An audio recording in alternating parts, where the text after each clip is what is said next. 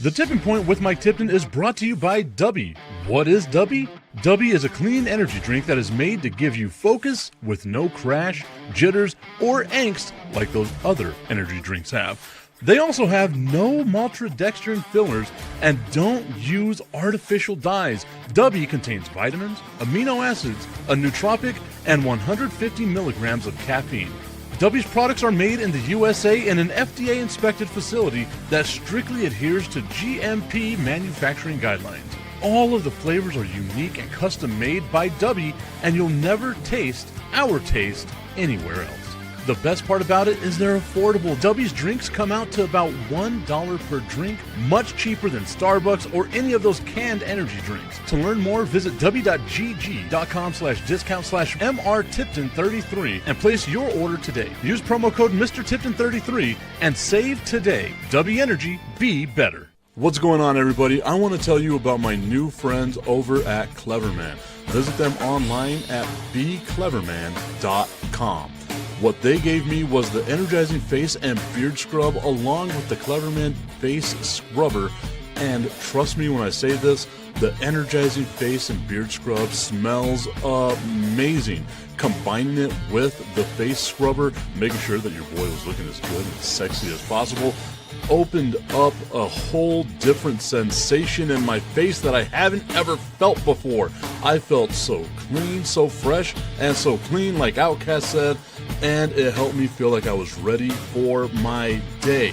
Make sure you visit them online at becleverman.com and follow them on Instagram at clevermannyc. The link is up in my bio if you want to check out all the amazing products they have. Visit them online, becleverman.com.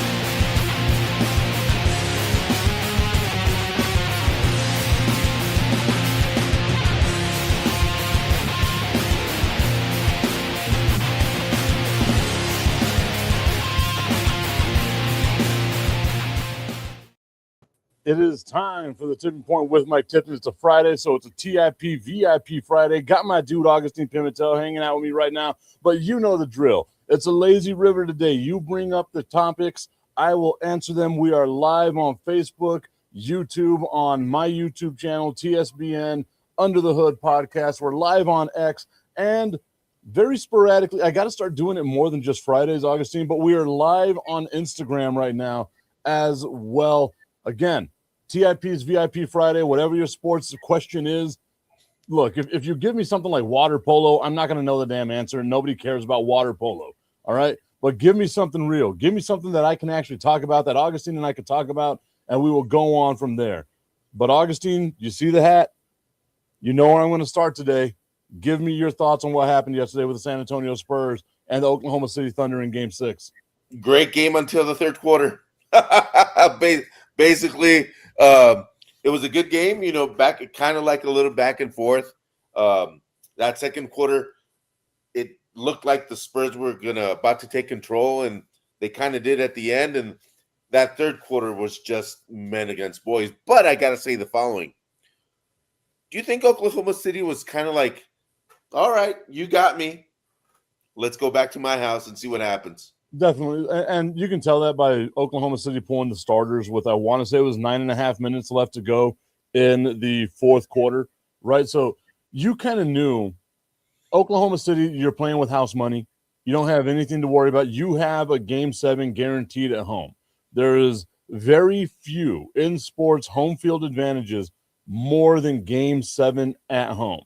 But I will say, Augustine, I did some research. Out of the last 25 years, so since the turn of the century, it's only a 55% win percentage for the home team in Game 7 in the NBA playoffs. So it's not as lock as a lot of people think it is. It's not, but at this point in time, Tipton, that was a tongue twister. I'm sorry, everybody. at this point in time in the series, it's more about confidence than anything else. So if Caruso goes, I'm at home. If Caruso goes out for 45 again, that's going to be a major talking point.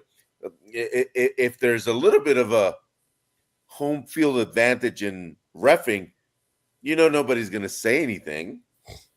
The thing is, being at home for that 7th game does give you some not so visually popular things that you might have as an advantage. So I agree with that, but I also would challenge it this way, right? Yes, you're at home, but it's going to be the standalone game. It's going to be arguably the highest rated game in the NBA playoffs, right? Like, unless there's a game 7 in the NBA finals, this will more than likely be the highest rated game. All eyes around the basketball loving world are going to be right there upon you and looking right at you. The referees cannot make this game about themselves. They cannot allow this game to have any type of controversial calls or anything of that nature. And we normally see in a game 7 scenario, just like we did yesterday in game 6, the whistle tends to get swallowed a little bit here. Maybe that's something that's going to happen in game 7. Obviously, I'm not putting any money on it because, again, the champ always gets the calls, but fuck, man, it's starting to get annoying. It's really starting to get annoying with this team. But again, like you got to take the good with the bad. I really do feel like the referees are going to swallow the whistle in game 7. They cannot make this about referees. So that favors Oklahoma City because they have proven to be a lot more physical than the Spurs at some points because they got bodies to throw at Wemby. So Wemby. I will say maybe, right? Like they do have a bunch of bodies that they can throw at Victor Wembanyama. As Angel Torres says, Oklahoma City is just unwatchable. It really is. That brand of basketball to me, you know me, Augustine. I will watch any type of – I watch the fucking G League, okay? That is some bad basketball. And yet it's easier to watch than what you get with Oklahoma City. What's up, Tommy? Hey, do not in the games where the Spurs have been able to be physical with SGA, with Oklahoma City, the Spurs have dominated those games. Look at 2 of the 3 wins that the Spurs have in this series are by more than 30 points, right? Like they are slapping around Oklahoma City whenever they're allowed to be physical with them. The thing is, are they going to be allowed to be physical with Oklahoma City at Oklahoma City? That's the thing, which I don't think so. I think this is going to be, kind of we will be talking about the refs on Sunday. I hope not, man, because again, like if it comes down to that, right, where we wind up having to talk about the referees, then they've not done their job correctly. And it takes away from how great of a run this could be for Oklahoma City. Them being able to go out and say, look, we beat the San Antonio Spurs, this amazing team. And if they go into, the NBA Finals and beat the Knicks, who have just dominated the Eastern Conference right now, if they can pull that off, then the referees helping them along the way or having the perception of the referees helping them along the way is going to be an issue that comes back and bites them in the ass. Like they just cannot – the referees cannot do this. It's not good for the NBA. And I don't know. Like I look at Oklahoma City and I see a team that has a ton of talent. But like Tommy says, let's go refs. They get bailed out a lot, man. And the shame of it is that they don't need to. They're a hell of a team without getting all the calls. Make it a level playing field. Let these heavyweights punch and duke this out, and let's get a real winner in this series because a lot of us are looking at this saying that this is the actual NBA Finals. Yeah, and because the Knicks in the finals is like a glitch in the Matrix. For some reason, I feel it as a glitch in the Matrix. Jalen Brunson. I would normally agree with you, but this is a really damn good Knicks team. Or is it a really bad Eastern Conference? That's the question. That's what I'm afraid of. I think it could be a conglomerate of both of them. Jalen Brunson, his game is absolutely amazing. You know, his the way he switches speeds, the way he changes direction, the way he does things is just amazing. Carl But Anthony Towns is super zesty, so it'd be nice to see a zesty guy win an NBA final. Like that would be fun. Not I mean, obviously not at the expense of the San Antonio Spurs, but and then like I want to see at the biggest stage in basketball, Carl Anthony Towns go up for like a layup, miss the layup, look over at the ref and be like, "Oh my god," because he does that all the damn time. yeah, And me making my voice that high pitch is not far off from what he actually sounds like. and that was, my ears were like, "Who the hell is that?" I mean, did Oh that my really come out from? All the foul. Yeah, but I mean, Jalen Brunson is the kind of player that you want to do well because I think every fan out there can picture themselves being Jalen Brunson. You know what, Augustine? I've been really good recently, right? Like Tommy's been coming after my San Antonio Spurs. Let's talk about the Dallas Mavericks and Uh-oh. how the hell do you fumble Jalen Brunson and Luka Doncic on the same damn team? Like how do you allow that to just fall apart? And I get it, the unrestricted free agent bullshit and all that stuff. If the Knicks are going like, look, we're going to give this guy a boatload of money, you look back at the Knicks and say, we're going to give him more money because normally in that aspect, the team that you're already on, right? Like the team that you're already a part of has the ability to sign you to a bigger contract than what the New York Knicks were able to give Jalen Brunson. And then with Jalen Brunson being able to like basically be on a bargain, this is a bargain deal for the New York Knicks. Right? It was what, a 5-year, $100 million deal? That ain't shit, dude. For a superstar of this caliber, that is nothing. So if we're going to sit here and talk negatively about the San Antonio Spurs, Tommy, I'm going to turn it back now and look at this Dallas Mavericks team and just simply ask myself, what the fuck, man? Like, what happened? How do you allow this to be? Hey, Cooper Flack to the Spurs sounds good. I was say we know Cooper Flag is going to get traded. Oh, I didn't know Angel was also a Mavs fan saying, leave my Mavs alone. We've been through enough. Tommy saying, let's not talk about the Dallas Mavericks, please. Okay. I am not that guy. Augustine, I'm not that guy. Tommy, I'm not that guy. But I just like hearing Jalen Brunson and how great Jalen Brunson has become on the New York Knicks and knowing that it was there. How do you fumble that, man? Like how do you? It's wild to me. And Jalen Brunson, I don't know if you guys remember that Jalen Brunson interview when they came back from 20 some down. He was being interviewed. And he said, "How'd you guys do it?" He's like, "I have no idea." That to me was the greatest interview I've ever seen because he really seemed perplexed. He really seemed like, "How did you do it?" I don't know. I mean, sometimes you just gotta get shit done. I mean, it just happens. And I love some of those answers that they gave. Well, it's part of the team effort and all that. He didn't say anything like that. He just said, I don't know. It's like, how did you trade Luka Doncic? I don't know. Just like that. Sorry, Tommy. I genuinely, and again, like I genuinely do feel bad for like Mavs fans because I do respect that franchise. I think that they are respected. Whenever it was Mark Cuban, respected that franchise.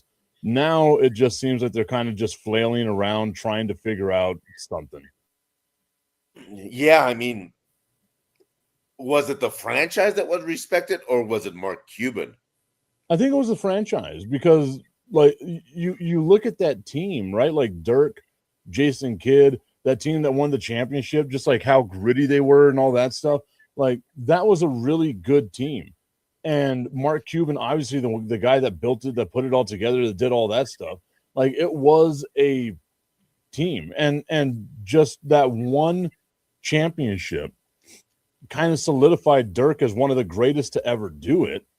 And him being on the Mavs for as long as he was on the Mavs, like you kind of knew anytime Dirk was there, they had a shot to do something great. Yeah, Just see how far they've fallen is sad, man. yeah, and you talk about that run that the Mavs had. I mean, the teams that they beat for that run. I mean, that's going to be talked about forever because they had no business beating the teams that they beat. Yeah, They had no business whatsoever. again, it was an up and coming Portland Trailblazers team with a healthy Brandon Roy and LaMarcus Aldridge. Is it Brandon Roy or is it Brandon Raw? Well, I don't think he's Canadian.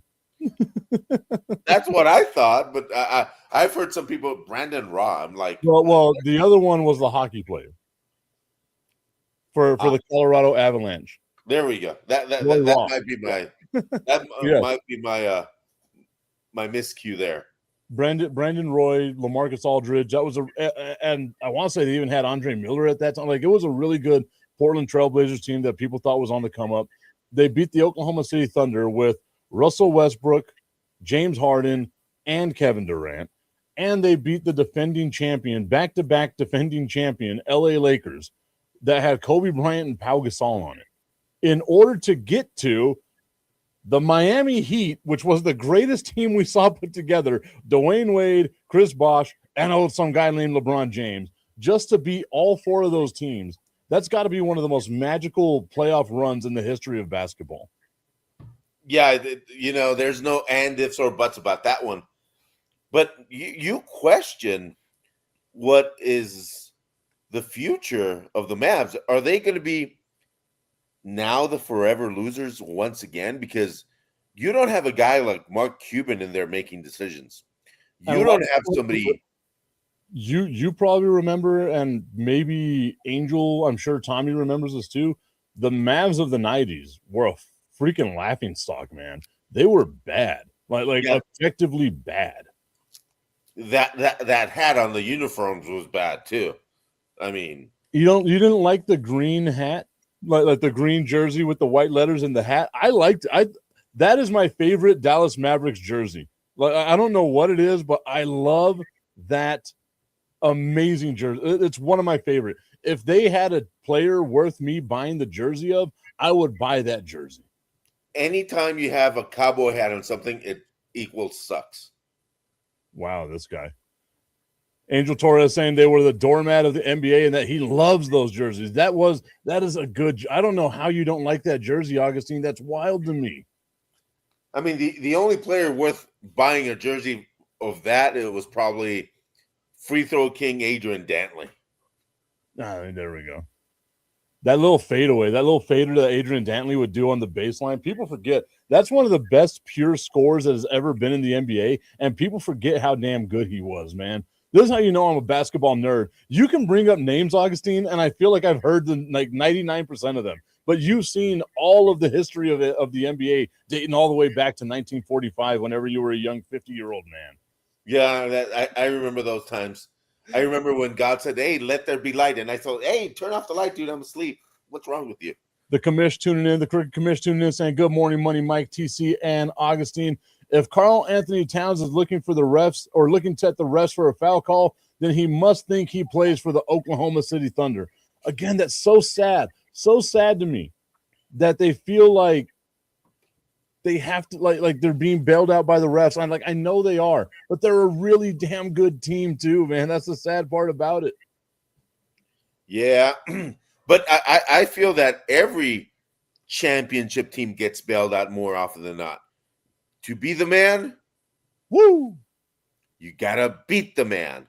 Yep. So there we go. I mean, if I think, and this is me thinking, which is a dangerous thing all in itself. I already see the smoke coming out of your ears. Yeah, that thing is spinning faster. I think the Spurs are going to win Game 7. I want the Spurs to win Game 7 because they have an incredible team that only depends on themselves and not the refs for actual wins. So here's my take. Spurs win Game 7 in Oklahoma City, at Oklahoma City, by 6. Wemby has an okay game. It's Castle, which needs not to turn the ball over, to have one monster dunk, and to have a 20 and 15 game. If that happens, Spurs win. So I looked it up right now just so that way I can get my math straight. I want to give you all, you know me, I like to vet myself, make sure that I got my stuff right. There have been 159 all-time Game 7s in NBA League history, dating all the way back to God knows when, right? The home team wins 74% of the time. But remember that caveat I gave you over the last 25 years, Augustine.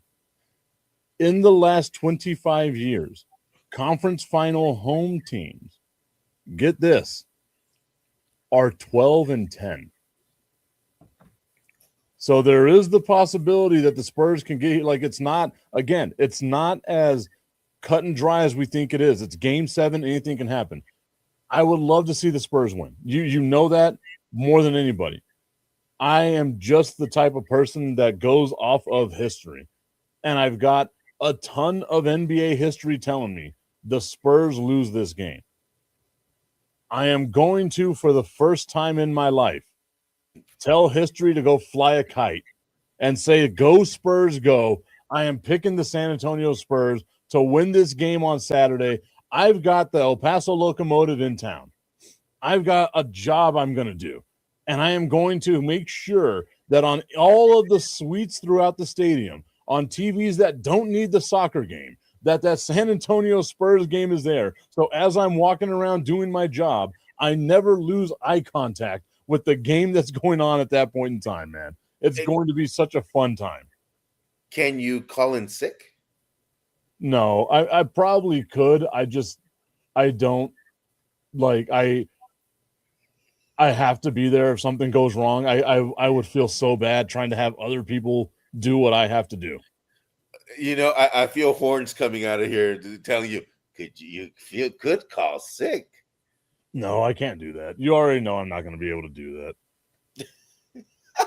It'd be so easy to do it, but I just can't. I'm not that type of person. I wish I was. I am not that type of person. Although, yes, NBA you are. Finals Game 1 in San Antonio on June 3rd. It's a Wednesday night game for the El Paso Chihuahuas. Maybe that's a game that I miss. Maybe. It seems like it would be a good time. Again, like I've told everybody, I was in Alaska the last time the Spurs won the championship. I had to sit there and celebrate by myself.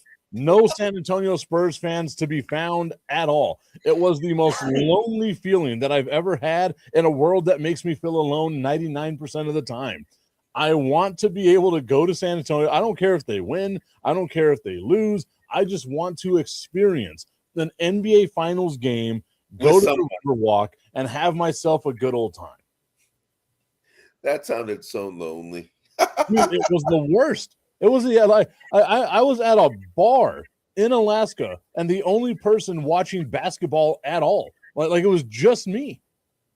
What was the polar bear watching Eskimo surfing or something like that? I guess they had to. They probably had it on ESPN 8 The Ocho or something, and were just dealing with that nonsense. ESPN Eskimo. Yeah, they were carving ice is what was happening on that one. Oh, that's hilarious. I'm picturing you in a bar like a log cabin. Pretty much. And it has to be like 5 feet above the ground so the snow doesn't, engulf it.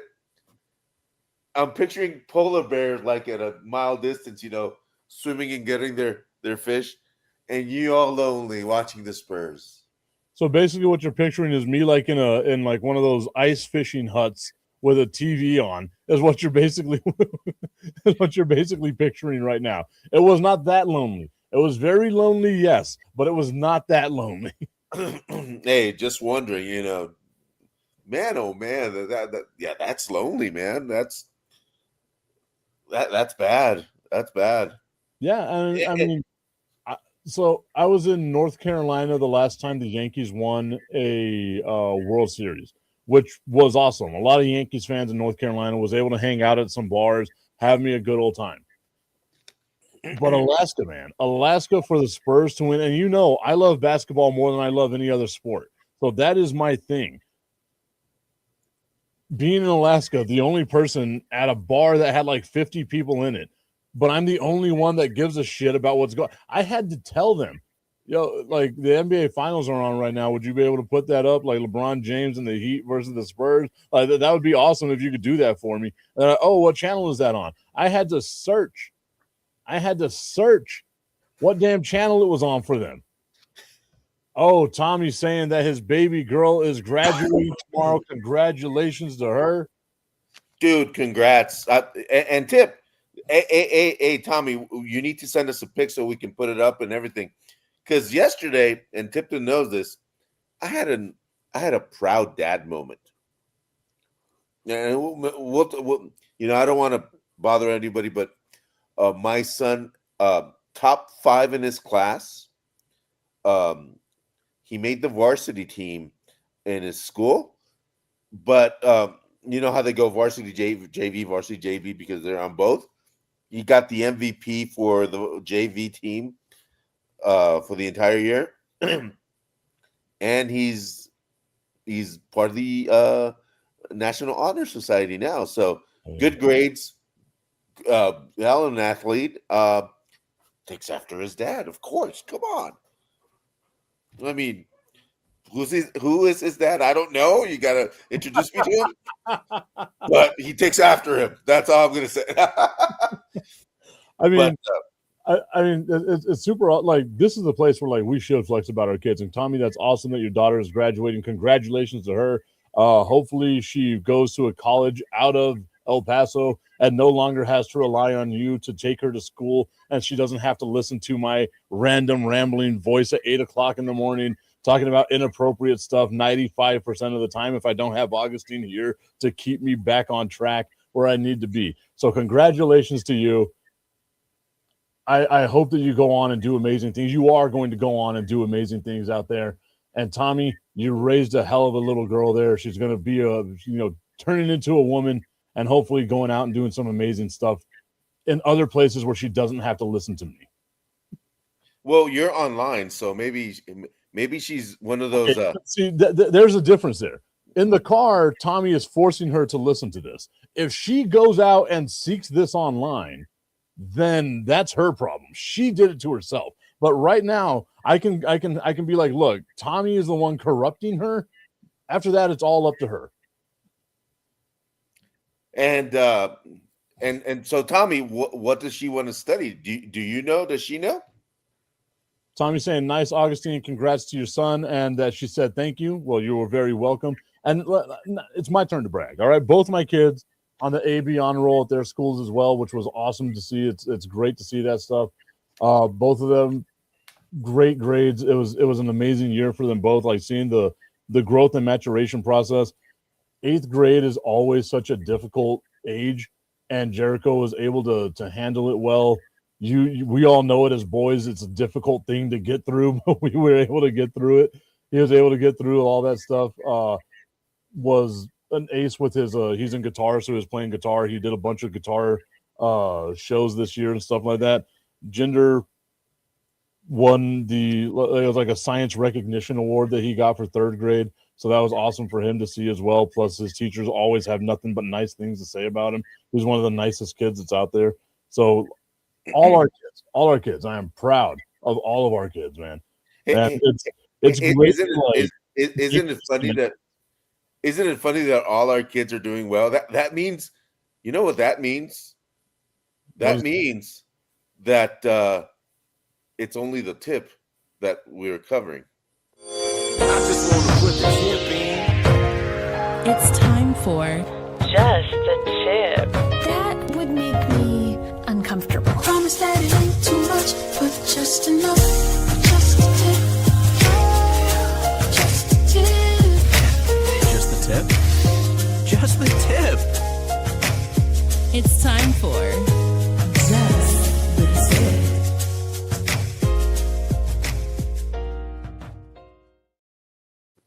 Just the Tip and Proud Dad Moments are brought to you by our friends over at www.myhappynuts.com.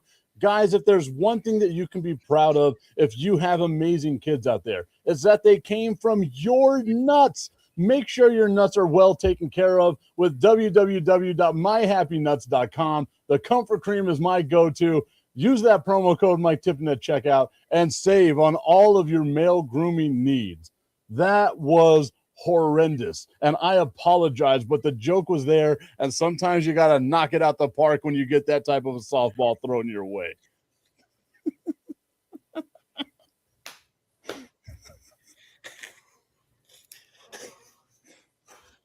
I think I broke Augustine. Oh, God.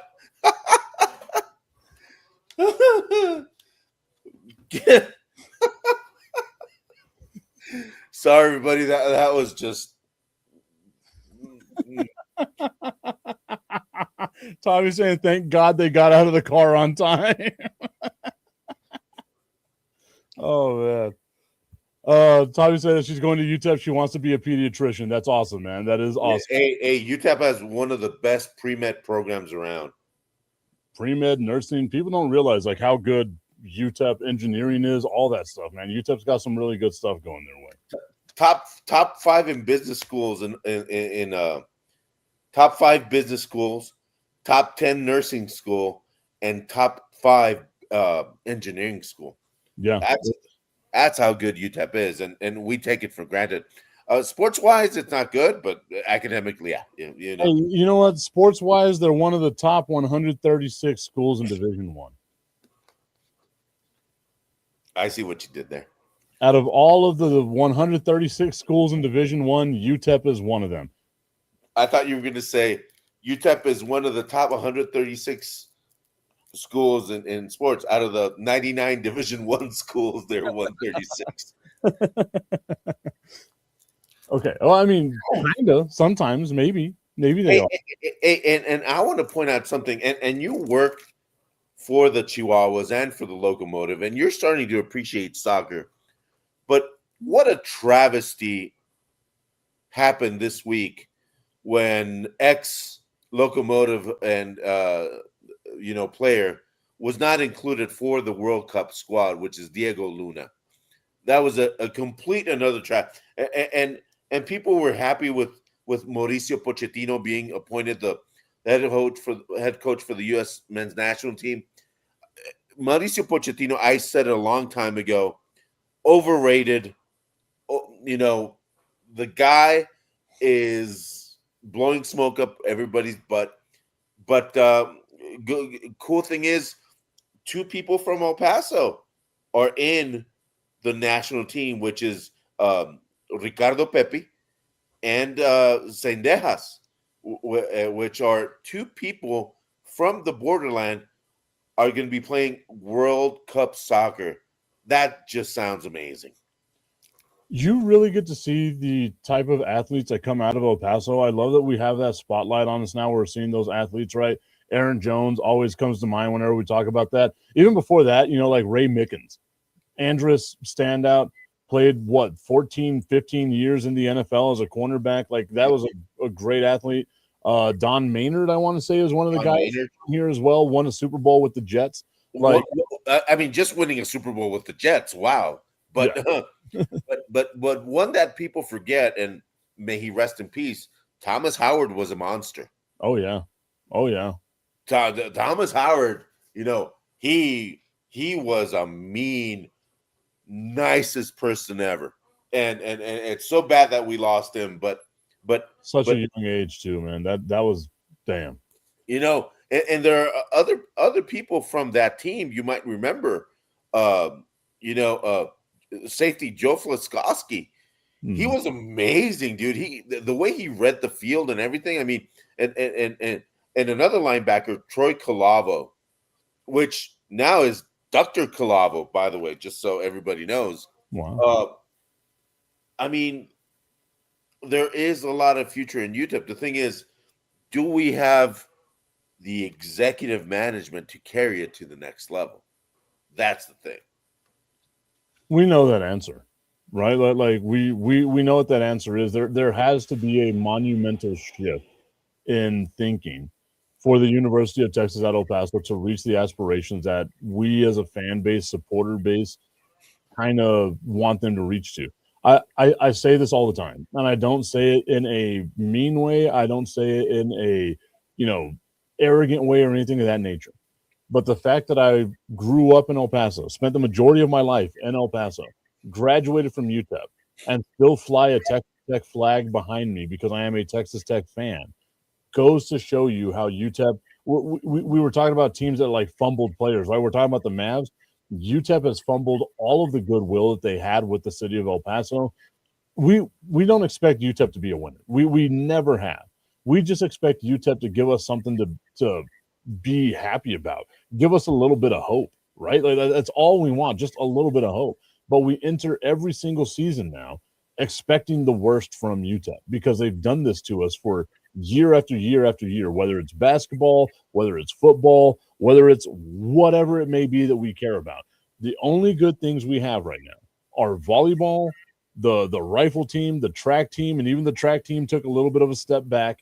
Well, But with the Hall of Fame coach retiring and going away, Yeah. I mean, you kind of expect that, but you got to remember how many world champions from everywhere in the world come to UTEP because UTEP's name is in track is. I mean, It's a quote. you had people like Michael Hanani. I mean, be here. I mean, a French national champion, a France Olympian. You had all these guys from, and I know people are going to go, oh, well, from they're Ethiopia, they're this, but they wanted to come here, and people still want to come here for track.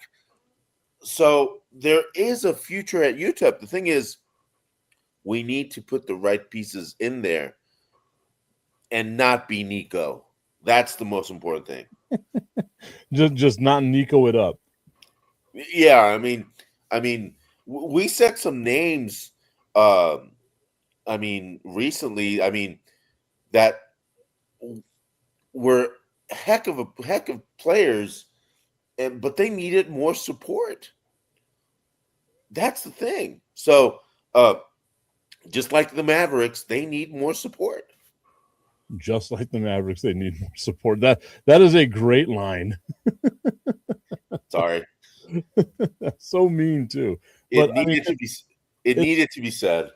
it's the truth, right? Like we are lucky to have, and not just UTEP related athletes either, right? Like Jennifer Hahn, Stephanie Hahn, like we've had a lot of guys, like you had mentioned about the soccer players being on the World Cup stage and stuff like that are here from the borderland. Like we've got some amazing athletes here, and it's cool to see that they're finally getting some love. What was it, Daryl Aranese, right? Playing in the World Baseball Classic for Puerto Rico, hitting a walk-off home run for Puerto Rico. That stuff is awesome, man. Like we had that talent cultivated here in El Paso, and it's great to see that we're finally getting.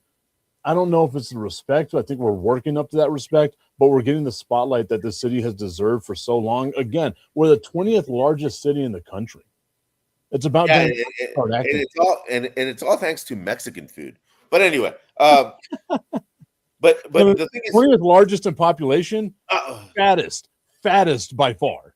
hey, but the thing is, we're the best city to live in. You got to remember that. Oh yeah, But safest city for population over 500,000. Like that's amazing, man. hey, we're so far from Dallas. We're so far from Phoenix. You know, we're all in this island all by ourselves. That unfortunately, we're the best kept secret, and we don't have to be a secret anymore. We need to, and this is going to sound bad. We need to come out. We need to get out of the closet and say we're here. Tommy, help us with that. We know you came out a few years ago, so help us with that. But like you're right, man. And I feel like the only way that that's really going to happen is if we wind up getting a major league team here, right? And I've said this 1,000 times. I wanted to get the Clippers here. I wanted to get the Chargers here. I wanted to get some sort of major league team like that here. I love the Chihuahuas. I love the Locomotive, obviously, right? But if we were to have that type of platform, hell, even if the Chargers played at UTEP at the Sun Bowl for 2 years while we built them a stadium, you know what we would get here in El Paso? NFL teams. You would get the Broncos here every single year. You would get the Raiders here every single year, the Chiefs here every single year. Every couple of years, you would get the Dallas Cowboys. You would get the 49ers. You would get those huge fan bases that have a huge fan base in El Paso to be able to come here while you build your roots in a city to get this city to love you. Look at the color scheme.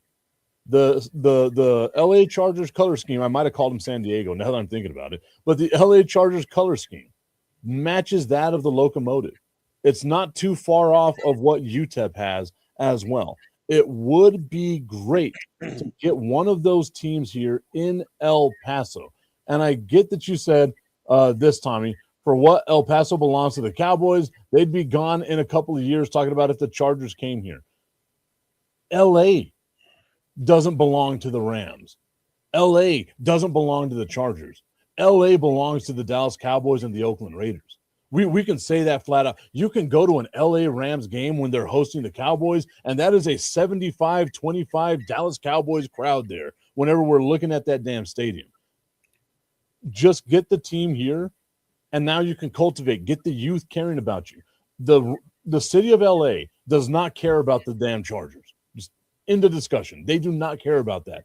You should have never left San Diego, but if I'm San Diego, I ain't bringing you back. I'm not going to have what happened with the Raiders happen to me if I'm San Diego. So why not come here where you do have a loose tie with San Diego with the Chihuahuas being the San Diego Padres AAA affiliate? Maybe you get some of those fans coming over here to help support whenever the Chargers move or if they ever move. But that has always been my mindset, that those teams that are homeless, that are sharing a stadium with somebody else, find a city. You mean to tell me that you don't think that we can get 60,000 people out to a game whenever it's the Cowboys and the Chargers? Yeah, that stadium would be full. But you know what would happen with those teams that come here to El Paso? The same thing that happens every year with the Sun Bowl.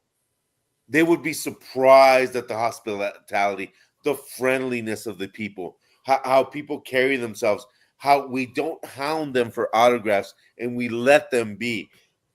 But that's the thing about El Paso. Like I said before, like I said 5 minutes ago, best kept secret, which shouldn't be. Best kept secret, which shouldn't be. Our guy, Chris Babcock, saying we need a UFL or Major League Rugby team before we take the next step. In a couple of years, the Locomotive could be a Tier 1 team thanks to pro relegation in the USL as well. And like I really think that the Locomotive could be a Tier 1 team. The thing is that they need a stadium. Flat out. Like I love them playing at Southwest University Park. They need their own standalone stadium that fits soccer, not so much baseball. You lose so much by not having the areas covered that you would normally expect fans to be at. So, like, before they take that next step, they've got to be able to get that stadium. Yeah. Plus, I think the Chihuahuas or the Locomotive have the financial backing. I think they're pretty good there. Tommy saying, I'm at McDonald's and a lady is yelling at the employee, friendly my ass. Hey, man, look, every single one of us have gotten mad. You mess up my order, I might be mad. But I am also a very friendly guy, all right? I might not yell at anybody, but I am a friendly guy. Just don't mess up my order when it comes to my food. It's that simple. Look at this, Tommy. Look at this, everybody. How friendly Tipton is. Duncan is overrated. Put his ass on the bench. He ain't going to get away with that nonsense. Come on now. But I did it with a nice, calm demeanor. Tommy says, I'm about to yell too if they don't give me my damn coffee. Maybe that's what it is, Tommy. Like you're waiting for your coffee. That's what it is. Man, I really hit a nerve there, didn't I? Man. Hey, I kept my demeanor. I didn't yell. I didn't raise my voice. I know what you were doing. You just did it to try to get me mad. That's all that happened right there. And at Mission first, accomplished. I thought you were talking about Dunkin' Donuts, right? I was like, no, it's not. Dunkin' Donuts is amazing. And then I was like, wait, no, he's talking about Tim Duncan, this motherfucking SOB. That's what happened right there. Tony Speaking Romo of, is check out my friends over at Bean Keeney again. Tony Romo is not the best quarterback in the history of the Cowboys. I mean, an argument can be made there. Troy Aikman has won 3 Super Bowls. Roger Staubach won 2 Super Bowls. In order to be considered one of the greatest of all time, I understand the argument that you got to have rings. Tony Romo never got those rings. And if we're looking at it right now, statistically, Dak Prescott is about to take over every record that Tony Romo has. So there is an argument to be made that Dak Prescott could be the greatest quarterback in Dallas Cowboys history. Dak Prescott is gay. It takes one to know one. Chris Babcock says, buy the sack from SISD, then expand the sack to 15,500 as designed. That's still not big enough for an NFL stadium, though. No, Or- I think Chris Babcock is talking about soccer. Yeah. It is 15,000 big enough, though. Yes. I think that's plenty big. 15,000 would be plenty big. Tommy saying Duncan is overrated. We agree again, Augustine. Look at that. Look at that. You guys coming together on your mutual hatred of Tim Duncan, just the greatest power forward of all time. Like you could have said Ginobili, you could have said Tony Parker, but you said the guy that is objectively the greatest power forward of all time, that Shaq, Charles Barkley, everyone who ever had to deal with him is like, no, Tim Duncan is the greatest. Kobe Bryant saying Tim Duncan is the greatest power forward of all time. LeBron James saying that he's the greatest power forward of all time. I'm sure I could find something from Jordan saying that Tim Duncan was the greatest power forward of all time. Those guys are co-signing him being the greatest. And y'all are like, that's the guy we're going to choose as overrated. Well, have you seen him in dreadlocks? Come on. Okay, yes, that is a weird look. My guy looks like he hasn't taken a shower in years. But I could only imagine the musk that emanates from him must be overpowering. David Robinson must not have a sense of smell because, yes, it does not look good. Tim Duncan in dreadlocks does not look good. Yeah, and somebody needs to tell the boy, hey, excuse me, you might be the greatest power forward in history, but that does not look good. Babcock saying Danny White equals Tony Romo. I 1,000% make those comparisons. But Danny White was people forget, dude. Danny White was a really damn good quarterback for the Dallas Cowboys. Yeah. Tommy saying NFL stadiums need to hold at least 80,000, and then says, yeah, but we're not talking about how other people have co-signed Tim Duncan being the greatest power forward of all time, but not you guys. Not you guys at all. That's what swayed my argument. Damn it. All these NBA guys are like, Tim Duncan's the greatest, but you guys didn't. You know what? Maybe now there's a seed of doubt. Well, I gotta ask you this question, Tipton. Was Tim Duncan a center or a forward or a power forward? I mean, he was a power forward. He spent the majority of his career as a power forward. The last 4 years, maybe, he spent normally at the 5. But whenever you spend 16 out of 20 as a power forward, I'm going to say you're a power forward. yeah. Those teams he had, though, I mean, one of the things about he was so underrated and he was so pivotal for every good season that they had was Manu Ginobili. You know, I mean, that guy he's comparable to some of the greatest guards ever in history because the skill set that he had and what he did with the ball was just amazing. And he made a lot of these championships because his movement off the ball was also amazing. Nobody talks about what the little things that Manu Ginobili did that were just amazing. Tommy's saying Dirk is greater than Timmy. Timmy's got 4 more rings. I'm gonna go to the rings argument here. you want rings, but so going back to what you were talking about with Ginobili, a lot of people don't realize this.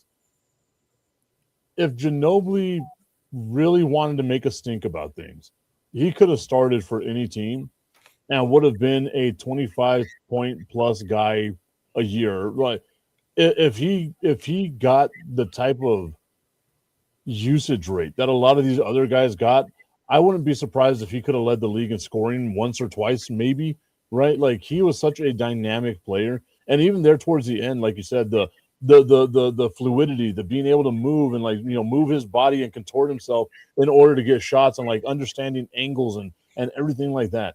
He never really relied on overpowering athleticism, which he did have. A lot of people forget that. Ginobili was a hell of an athlete.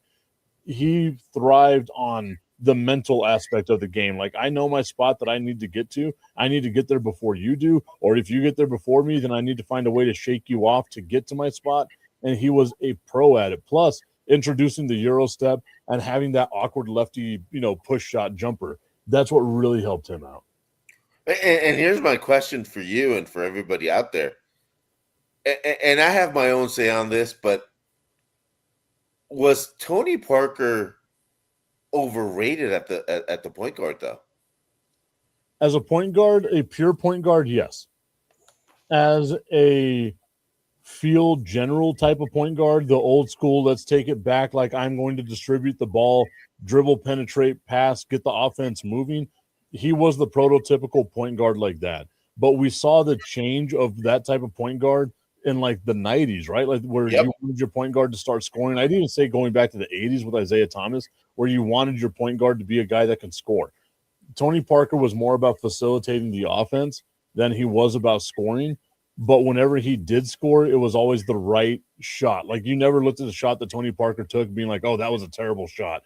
And again, for a point guard, a lot of people forget this. The year that he won the finals MVP, I want to say was 07. 07, correct. The year that he won that finals MVP, he shot 59% from the field. But he only went into the paint. So he was challenging the bigs, getting layups, doing all that type of stuff, and still shot 59% at 6'3", which, again, huge for a normal dude, tiny in the NBA. And in an era where there was actual defense being played. Yeah, we're if you were a little guy going into the paint, you got rocked. Yeah, even players like Michael got rocked when they went into the paint. I mean, that's when Michael developed that little fadeaway that's so Michael Jordan. I had seen a thing the other day, and it really did make the comparison for me of how good Ralph Sampson was until all the injuries took over. Where it's like he was a Wemby type player before Wemby. The only thing was that he didn't have the shots or the handles that Wemby has. But Ralph Sampson, if you look at Ralph Sampson's like college career versus his, NBA career, like the early part of his NBA career, Ralph Sampson was a problem, man. And it's really kind of shitty that the injuries took over a little bit after they got Hakeem, because Ralph Sampson and Hakeem Olajuwon on the same team, the original Twin Towers, if Ralph Sampson had stayed healthy, that would have been a dynasty, man. Yeah, oh yeah. I almost say the same thing about Pistol Pete Maravich all the time. Yeah. If he was so far ahead of his time that people didn't understand the way he played, and you'll see the highlights from his college days behind the back and dribbling all this. Now we see him as something normal, but back in his day, those weren't normal. I mean, Pistol Pete Maravich was so far ahead of his time. Just like a name, I'm going to tell you right now that it was a travesty that it was so sad when he died, Drazen Petrovic. Yeah. Petrovic was a scoring machine. And if these players played today, I mean, their averages would be like 35 a game. Easy. That's the thing, right? Like Pistol Pete in college averaged 44 points a game? 44. Out of 3-point line. Like, think about that shit. Without a 3-point line, he was doing this stuff. And I get it. Like, I think we're talking old head basketball right now, which is great for us. But we got to give like these old heads their due, man. Like Bob Cousy, I know people make fun of watching, old school Boston Celtics stuff because Bob Cousy's dribbling with the fingertips and only doing that. Allow Bob Cousy to do this little motion just right there. Just that little bit right there, he would have been dominant in today's NBA as well. Just getting to the point where he needed to get to. but he had to do the old school fingertip because if you did this, it was palming the basketball. A lot of people need to remember that. It wasn't as egregious as doing this, which we see a lot of players get away with now, but it was if you brought it to the side and then put it on top, that was palming the basketball. Yeah, they had to dribble way differently back then. So, and there are other players which we always forget. But here's again, I'm going to ask you this question right now, Tip. Okay. Will Victor Wembanyama surpass Tim Duncan as the best Spurs player of all time? I know I've asked you this before, and you were doubtful on this. But if Wembanyama can take this team to the finals and win, are you going to think better of our most beloved xenomorph in the league? The BS podcast saying, great show, guys. Thank you all over there. As far as all the tools are there, right? All the tools are there. He has the tools not to just be better than Tim Duncan, but to be the best player we've ever seen. They are there. Yes. The thing is does he stay healthy?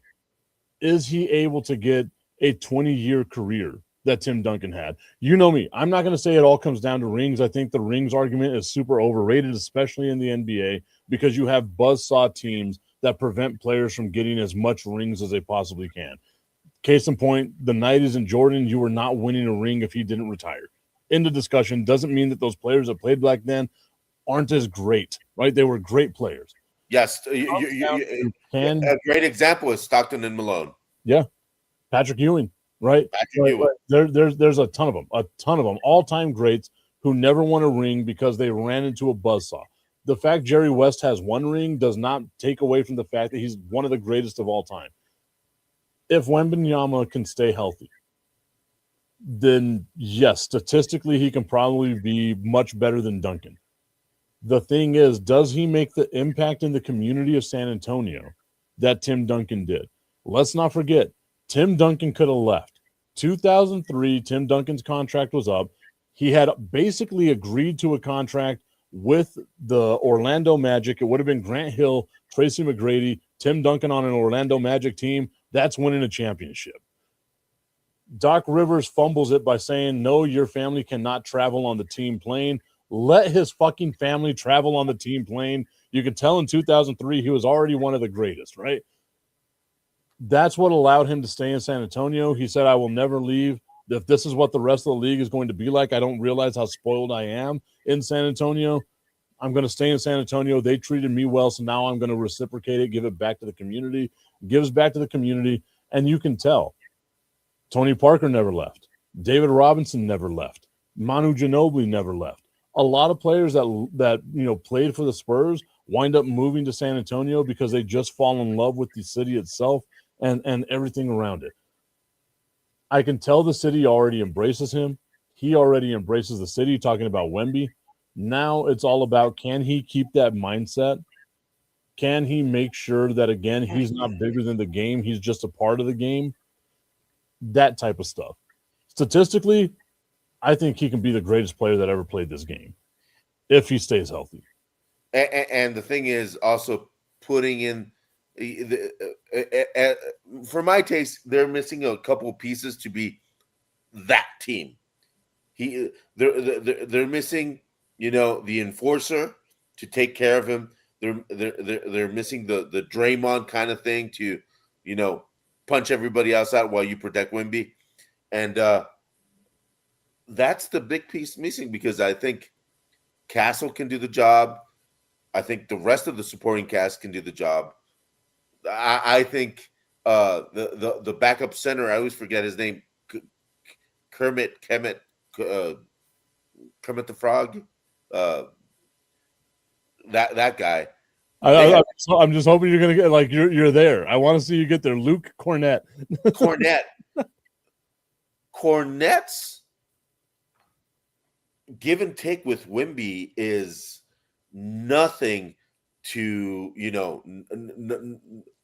nothing to be taken back. I think that guy needs to step up a little bit more, but his connection with Wemby is so big that they feed off each other, and Wemby recognizes his limitations. But I think that guy, which I'm not going to say the last name again, knows what his role is, and it's to be that keep Wemby happy. Yeah, and I think they got all the bases to be that team. Are they going to do it though? That's the thing. Tommy says that Victor Wembanyama can wind up being Yao Ming 2.0. That's still a Hall of Fame career. I don't know what you're hating on there, my dude. Like, I don't think Yao lived up to the expectation that everyone had of him, but very few do, right? Like, I don't think LeBron has lived up to a lot of the expectation that people had of him as far as it comes to championship, right? Individual stats, LeBron, greatest to ever do it. But what leaves the legacy behind, once again, chasing that shadow of Michael Jordan, LeBron never reached it, right? So, like, I'm trying to figure it out right there. But here's the scary thing that I want to tell you about, Augustine, before we end the show. Right now, the San Antonio Spurs have $64 million that they can spend in salary cap. Hey, can I have a couple? Just throw me a couple bucks here. I'm good. I'll make sure Wemby's happy. Yeah, not that way, but yeah, I'll make sure. I don't know what way you're talking about, but it's weird that your mind went there, Augustine. Everybody, I want to thank you so much for tuning into today's show. Fire and Ice tomorrow, Buffalo Wild Wings. We will see you all later. Have a good time. Oh, also, Bob, Jim, and Pat Get Drunk on the Internet tonight, making our debut on the Under the Hood Podcast Network. We will see you all then. And also, by the way, vote on El Paso for this show. Tipton show is on there as Best in the Border. So I am? Yes, you are, because I voted for you yesterday. Holy shit, who nominated? Wow, wild. Whoever nominated me, you're an absolute diabolical human being. But yes, go out there and vote for me. I didn't know I was there. Now I got to start sharing stuff out. Augustine, thank you so much, my buddy. You know I got nothing but love for you. Everybody will see you then. Have a good time. Duncan's overrated.